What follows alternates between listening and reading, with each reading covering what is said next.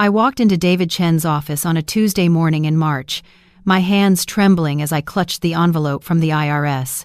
His office was in one of those modern glass buildings downtown, the kind that made you feel small just walking through the lobby. I'd found him through a colleague after my regular accountant, my husband, told me he was too busy to handle my audit. That should have been my first red flag. David looked up from his desk as his assistant showed me in. He was probably in his early 50s, with kind eyes behind wire-rimmed glasses. "Mrs. Patterson, please have a seat," he said, gesturing to the chair across from him. "Thank you for seeing me on such short notice," I said, my voice barely steady. "I don't understand what's happening. The IRS says I owe $847,000 in back taxes, penalties, and interest. That's impossible. My bakery only made $230,000 in revenue last year." David took the envelope from my shaking hands and began reviewing the documents. I watched his expression carefully. At first, he nodded, made a few notes. Then his brow furrowed. He flipped back to an earlier page, compared it to another. His frown deepened. "Mrs. Patterson, who prepared these returns?" "My husband, James. He's been doing my business taxes for the past 6 years, ever since I opened Sweet Rachel's Bakery. He's a CPA, has his own firm." David's pen stopped moving. He looked up at me, and something in his eyes made my stomach drop. "I see," he said slowly. "And you signed these returns?" "Of course. James always has me sign them. He explains everything is fine, that I don't need to worry about the details because he's handling it professionally." David was quiet for a long moment. Then he closed the file and leaned forward, his hands folded on the desk. "Mrs. Patterson, I need to ask you something, and I need you to be completely honest with me. Has your husband been having any financial difficulties that you're aware of?" "No, not at all. His firm is doing well. We live comfortably, no debt besides the mortgage." "I see." He opened the file again, turned it around so I could see. "Mrs. Patterson, these returns show your bakery reporting income of $2.3 million last year. Not $230,000. $2.3 million. The room tilted. That's not possible. I keep my own books. I know exactly what I made." "I believe you." David's voice was gentle but serious. "Which is why what I'm about to tell you is going to be difficult to hear. Someone has been filing fraudulent tax returns in your business's name. They've been reporting inflated income, claiming massive deductions that don't exist, and creating a paper trail that makes it look like you've been running a major tax evasion scheme." "But that's insane! Why would anyone do that?" David hesitated. "In my 27 years as a forensic accountant, I've seen this pattern before. Usually, it's done to intentionally trigger an audit and criminal investigation. Mrs. Patterson, someone is trying to destroy you." The words hung in the air like poison gas. "You think James did this?" "I can't make that determination yet.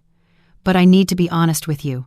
What I'm seeing in these documents shouldn't be there. And if your husband is the only one with access to your business's tax information," he trailed off, letting me draw my own conclusion. I felt like I couldn't breathe. "What do I do?" "First, you don't talk to the IRS without an attorney present. Second, you give me permission to conduct a full forensic audit of your business records for the past 6 years. And third," he paused, "you need to start documenting everything at home, every conversation, every document, because if this is what I think it is, you're going to need evidence." I left David's office in a daze. The spring sunshine felt wrong, too bright, too cheerful for the darkness closing in around me. I got in my car but didn't start it immediately. Instead, I sat there, gripping the steering wheel, trying to understand how my life had turned into a nightmare. James and I had been married for 11 years. We met at a charity baking event where I was volunteering, and he was there with his firm's partners. He was charming, successful, stable, everything I thought I wanted. We got married within a year, and when I told him my dream of opening a bakery, he was supportive. He offered to handle all the business finances so I could focus on what I loved, baking. I'd been so grateful, so trusting. That night, I came home to find James in his study, working on his laptop as usual. He looked up when I entered, smiled that familiar smile. "Hey, "Honey, how was your day?" "Fine," I lied. "Actually, I wanted to ask you something." David Chen called. "He said he needs some documents from you for the audit. Something about reconciling the business accounts." It was a test. David hadn't said any such thing. James's smile didn't falter, but I saw something flicker in his eyes. "Oh, sure. I'll send those over tomorrow. Nothing to worry about."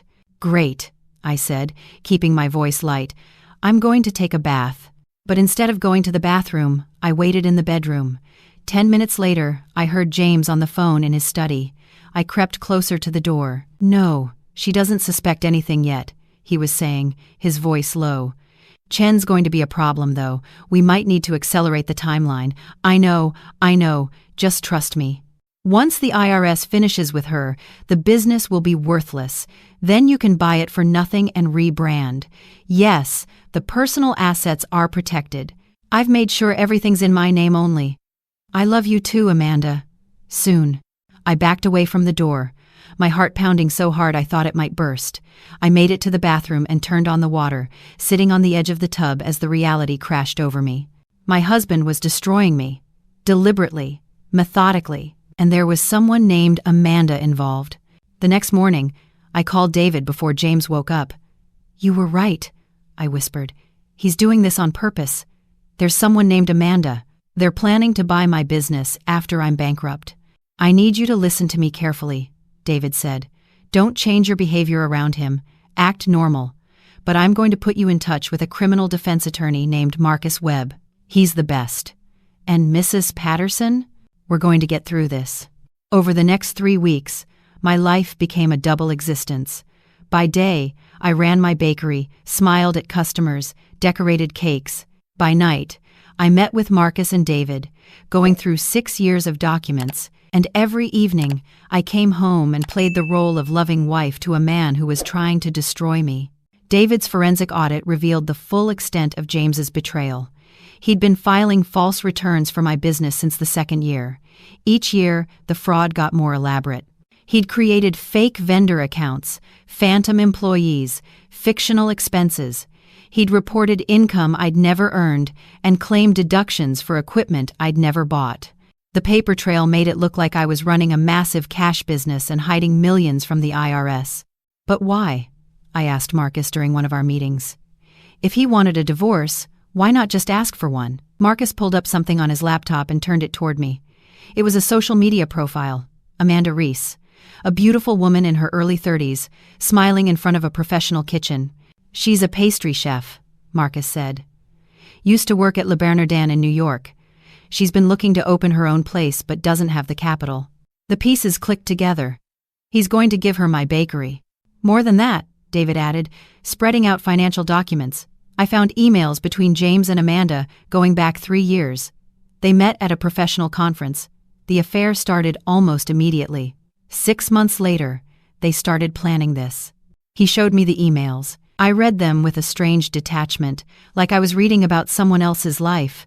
"The IRS audit was supposed to break you," Marcus explained. "Massive penalties, possible criminal charges, legal fees. You'd be forced to sell the business for pennies to pay the debt. James would buy it through a shell company, then transfer it to Amanda. Meanwhile, all your personal assets are in his name only. You'd be left with nothing." "Can we prove this?" I asked. "Oh, yes," David said grimly. "James made one critical mistake. He kept everything. Every email, every false document, every communication with Amanda about the plan.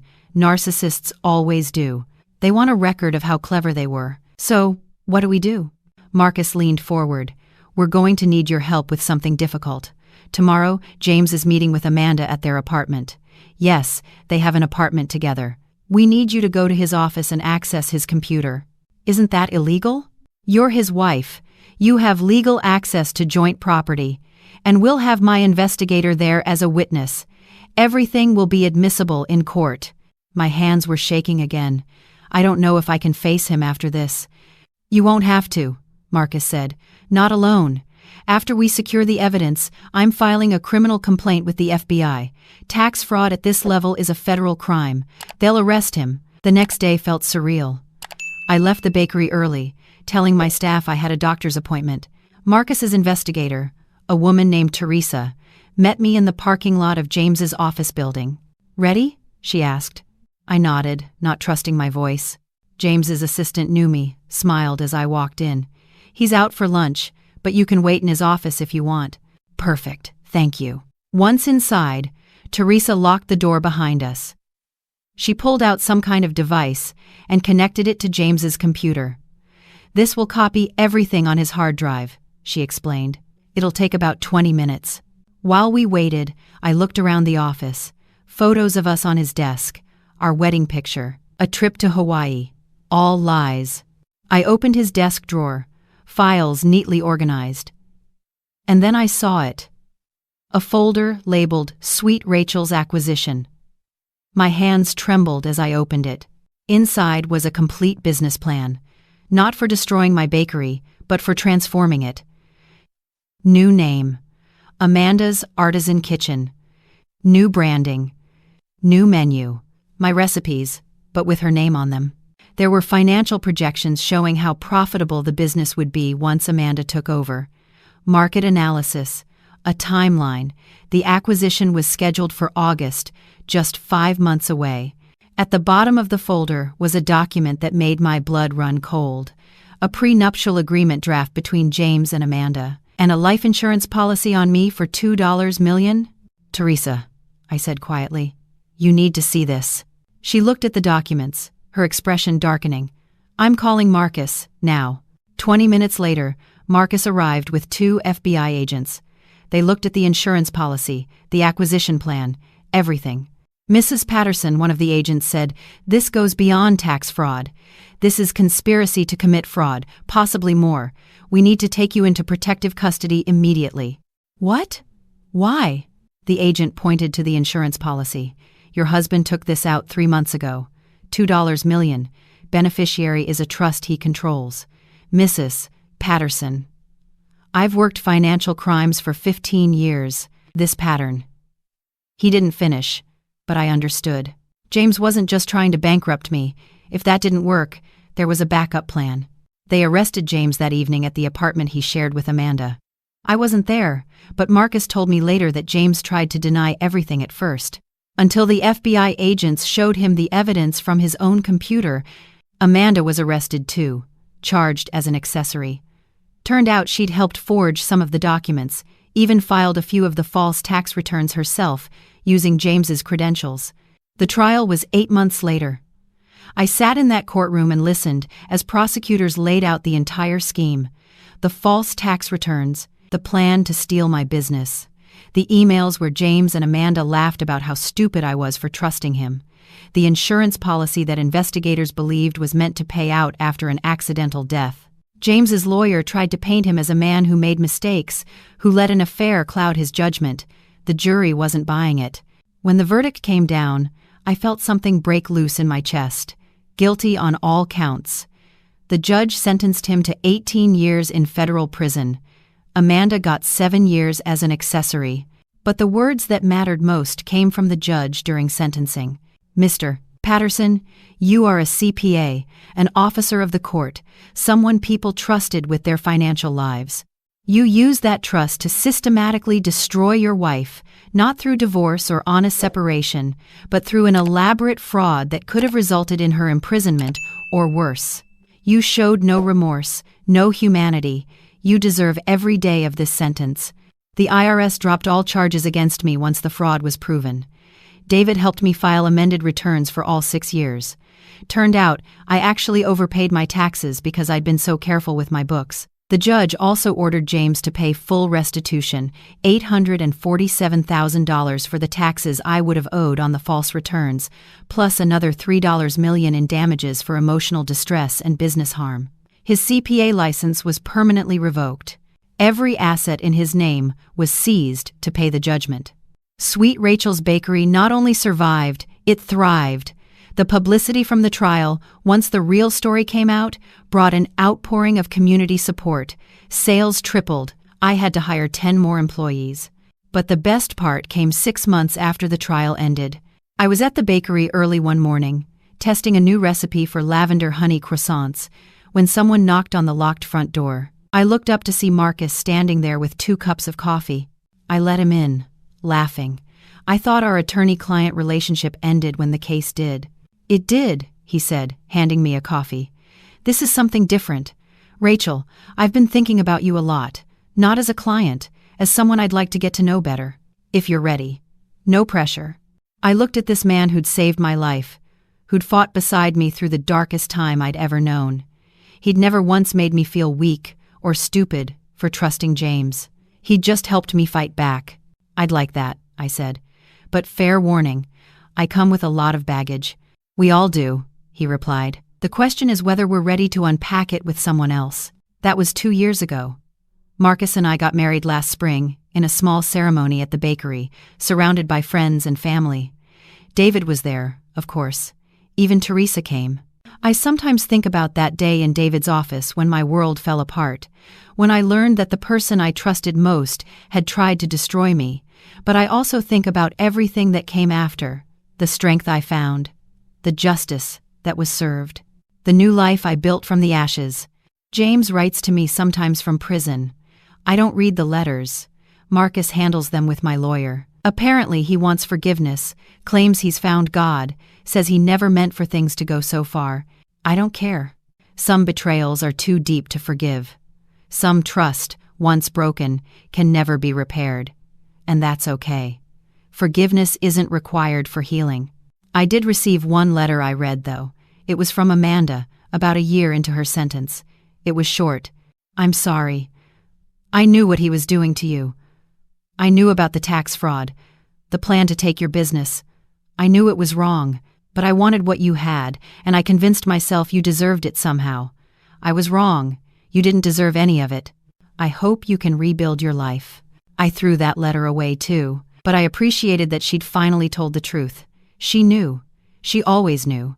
These days, Sweet Rachel's Bakery has 3 locations. My lavender honey croissants are famous. I've been featured in Food and Wine magazine, and Marcus and I are talking about starting a family. I lost a husband and the life I thought I had. But I gained something more valuable. Myself, my strength, my courage. The knowledge that I could survive the worst betrayal and come out stronger on the other side. Every morning when I unlock the bakery, I remember David's words that first day. Someone is trying to destroy you. They tried. They failed. And I'm still here, living my best life. That's the real victory. Sometimes the best revenge isn't revenge at all. It's building something so beautiful, so successful, so joyful that it makes their betrayal irrelevant. They couldn't destroy me because I'm stronger than they ever imagined. I'm not just surviving. I'm thriving. And that's a pretty sweet ending after all.